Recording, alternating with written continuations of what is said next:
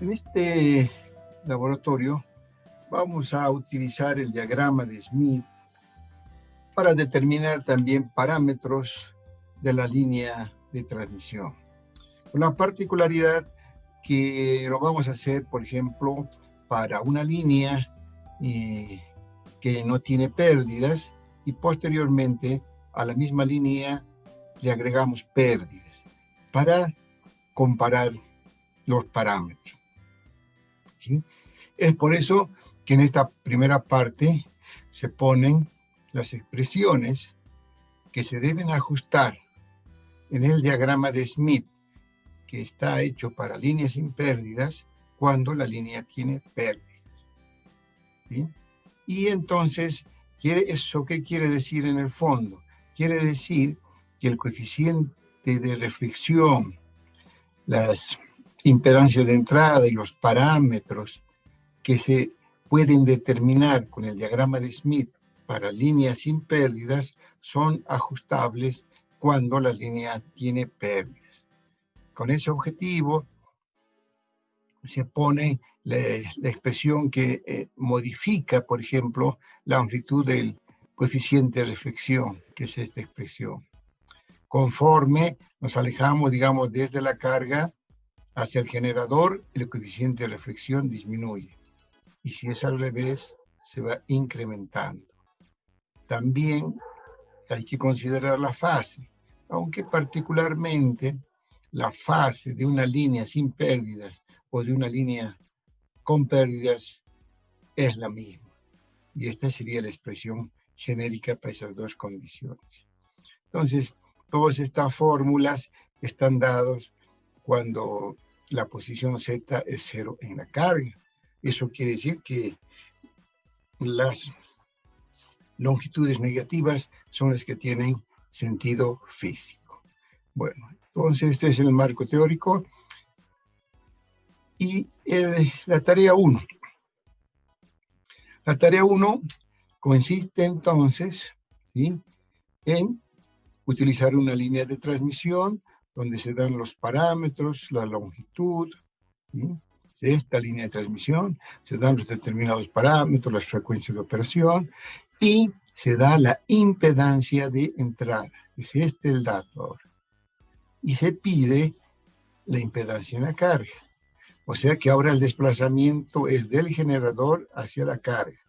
En el diagrama de Smith es desplazarse en sentido contrario a las agujas del reloj. ¿Sí?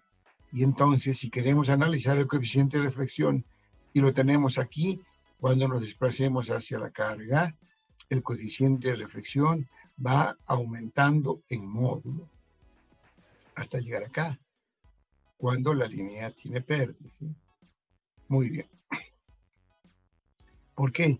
Porque cuando tenemos desde la carga hacia el generador, el coeficiente de reflexión en amplitud empieza a disminuir, ¿no? Esos son los conceptos fundamentales. Muy bien, entonces, esto es para desplazarse en el diagrama de Smith. Ahora, cuando se tiene el dato de la entrada, y este sería como incógnito. En la primera parte, A, se considera la línea sin pérdidas, así que no hay ningún problema en aplicar el diagrama de Smith directamente. En la parte B, ya a la línea se lo considera con pérdidas. Ya está la pérdida determinada acá. Esta es una pérdida, digamos, significativa, ¿no? Porque a veces estas pérdidas son muy pequeñas y prácticamente se puede despreciar. Pero en este caso se va a considerar la pérdida. Y entonces, ahora, ¿qué hay que hacer? De nuevo, utilizar el diagrama de Smith, que es sin pérdidas, pedir ajustándolo para la línea con pérdidas. ¿Sí? Esa es la idea y las fórmulas ya lo hemos dado anteriormente. En la parte C, se trata de comparar, ¿sí?, los datos que da el simulador, ¿sí?, con los datos de la parte A de la línea sin pérdidas. Ahí se hace una comparación, entonces, de lo que significa trabajar con el diagrama de Smith y de lo que significa trabajar con el SDL, ¿no? Entonces, se puede tener los dos recursos para comparar los resultados. Ese es otro objetivo de este laboratorio.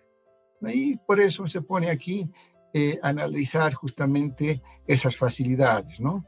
Comparar los resultados del simulador SDL adecuadamente personalizado con lo que se obtuvo acá con el diagrama de Smith para líneas impermeables. Esa es la tarea 1. Aquí estarían los datos de la impedancia de carga para cada grupo.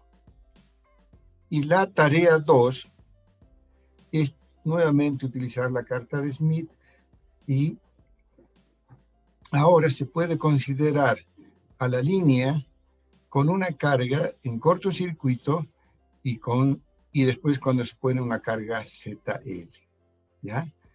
Entonces, para el primer caso, cuando la línea está en cortocircuito, ¿sí?, se pide calcular los parámetros alfa y beta. Sería la constante de atracción y la constante de fase cuando esto está en cortocircuito. El diagrama de Smith nos permite determinar esos parámetros porque conocemos los parámetros de la línea, ¿ya? Acá están los 5 metros de la línea. Muy bien. Y nuevamente la impedancia de entrada es el dato. Impedancia de entrada, dato y cortocircuito aquí. Eso es la parte A. La parte B es que pasa hacia la misma línea de A, ¿sí? Ahora se carga con ZL.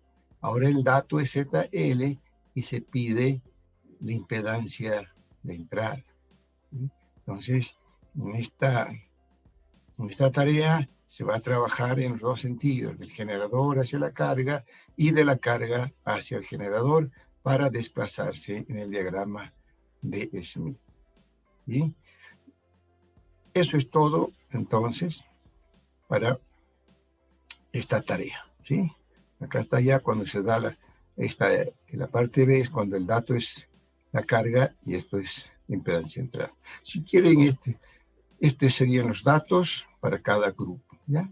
Y si tienen como referencia, tiene algunas particularidades estas tareas. Estas son la tarea 1 y tarea 2, están basados en el ejercicio 2.27 y 2.28 de Rodolfo Ney, donde está muy similar. En algunas partes son parecidos a lo que yo estoy pidiendo, ¿sí?